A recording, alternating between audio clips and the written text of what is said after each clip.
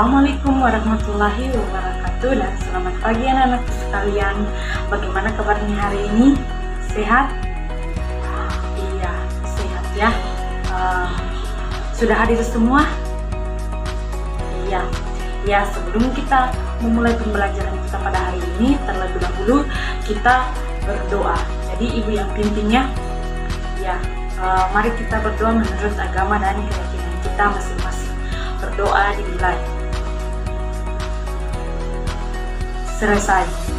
Nah, anak-anak, hari ini kita akan belajar tentang tematik kelas 6, yaitu tema 1, selamatkan makhluk hidup, dengan subtema 2, hewan sahabatku, pembelajaran ke-1. Nah, apakah kamu penyayang hewan?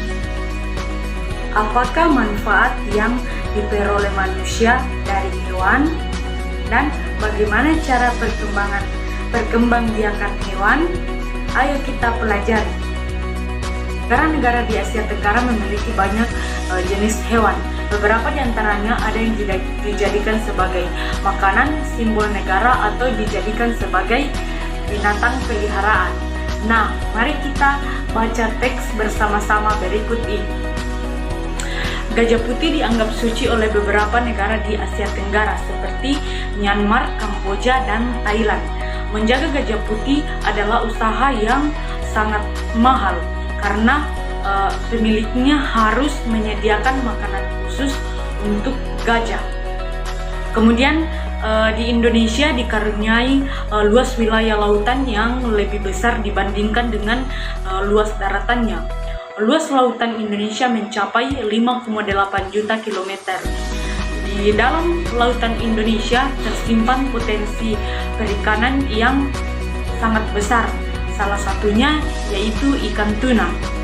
Ikan tuna adalah salah satu ikan yang paling banyak dicari di negara lain, seperti Jepang, Amerika Serikat, dan di Uni Eropa. Tahukah kamu burung yang hidup di negara tetangga kita? Ya, burung tapur dahan yang hidup di Malaysia. Hewan ini termasuk hewan yang dilindungi oleh negara. Setiap hewan memiliki kemampuan berkembang biak. Dengan berkembang biak, hewan dapat melestarikan jenisnya. Tahukah kamu bagaimana cara hewan berkembang biak?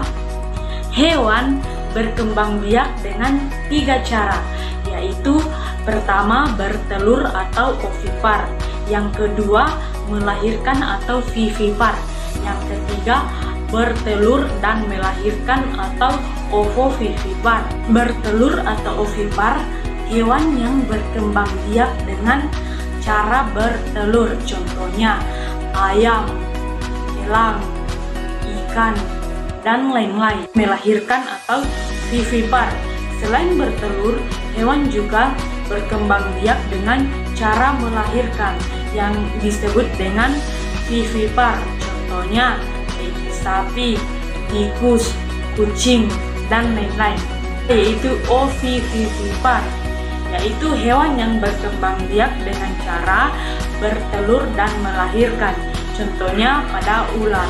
Kondisi geografis di Asia Tenggara membantu penduduknya memanfaatkan hewan dalam kehidupan sehari-hari. Ikan banyak dijual dan dikonsumsi.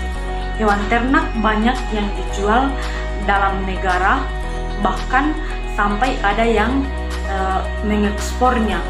Hewan-hewan yang ada sangat membantu penduduk di kawasan Asia Tenggara dalam hal ekonomi. Kamu bisa pelajari lebih banyak mengenai kegiatan ekonomi yang ada di Asia Tenggara. Nah, di subtema yang pertama, kita sudah belajar tentang ASEAN. Ya, ASEAN itu adalah negara-negara yang berada di kawasan Asia Tenggara yang membentuk suatu organisasi. Kita sudah belajar tentang kondisi geografisnya di subtema pertama. Nah, di subtema kedua ini di pembelajaran pertama ini kita akan belajar mengenai kegiatan ekonomi yang berkaitan dengan kondisi geografisnya, potensi ekonomi negara-negara anggota ASEAN. Kawasan Asia Tenggara terletak pada jalur perdagangan dunia. Kawasan ini menjadi jembatan antara kawasan Eropa dan Asia Timur. Oleh karena itu, Asia Tenggara menjadi wilayah persaingan bagi pihak-pihak yang ingin memanfaatkan kedudukan strategis kawasan ini. ASEAN berperan sebagai wadah untuk menghindari persengketaan yang mungkin timbul dengan posisi yang strategis ini. Setiap negara di kawasan Asia Tenggara memiliki kekayaan sumber daya yang menjadi kekuatan di negara. Brunei Darussalam, negara ini terkenal dengan kekuatan sumber daya alam yang berupa minyak bumi dan gas alam. Brunei menjadi negara di Asia Tenggara yang memiliki pendapatan per kapita tertinggi karena gas Filipina.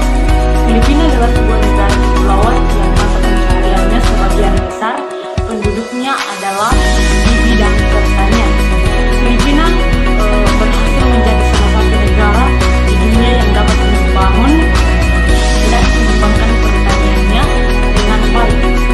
Beberapa produk unggul hasil pertaniannya yang diekspor ke berbagai negara, seperti nanas, padi, kelapa, dan gula. Hasil pertanian ini juga yang menunjang perkembangan ekonomi negara ini. Kemudian Indonesia, sebagai negara kepulauan terbesar di kawasan ini, Indonesia memiliki ragam jenis sumber daya alam yang sangat kaya. Banyak hal yang dapat dikembangkan untuk memanfaatkan perkembangan ekonomi di Indonesia. Saat ini Indonesia mengekspor minyak bumi, gas bumi, tekstil, dan produk-produk yang terbuat dari kayu.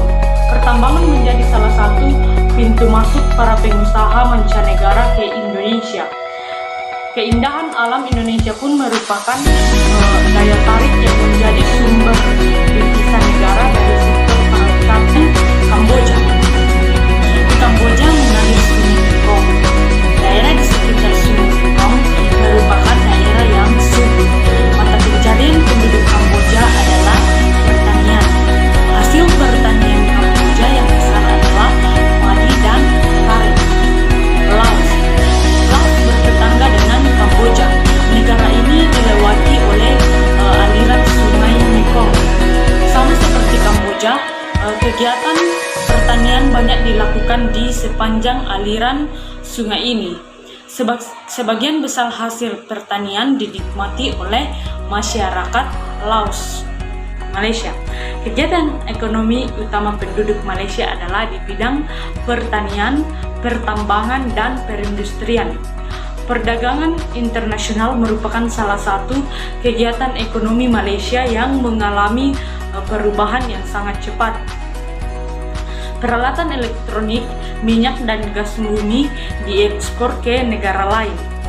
Produk dari kayu, minyak sawit, karet, tekstil, dan sepatu, dan bahan kimia diperdagangkan di dunia internasional. Kemudian Myanmar. Mata pencarian utama penduduk Myanmar adalah pertanian, perkebunan, dan pertambangan. Padi merupakan hasil utama dari pertanian di Myanmar. Myanmar merupakan salah satu negara penghasil padi terbesar di Asia Tenggara. Singapura merupakan negara paling maju di kawasan ASEAN. Letak Singapura sangat strategis. Saat ini, Singapura menjadi negara transit teramai di Asia. Thailand sering disebut sebagai lumbung padi di Asia Tenggara. Padi memang merupakan hasil pertanian terbesar di negara ini. Selain itu, perkebunan, kehutanan, dan pertambangan dan industri juga merupakan kegiatan ekonomi Thailand dan sektor pariwisata. Keunikan bangunan budaya di Thailand menjadi daya tarik tersendiri bagi wisatawan di mancanegara. Vietnam. Setelah pulih dari perang Vietnam, negara ini mulai berkembang di berbagai sektor perekonomian, pariwisata, dan turisme, mendukung perkembangan ekonomi.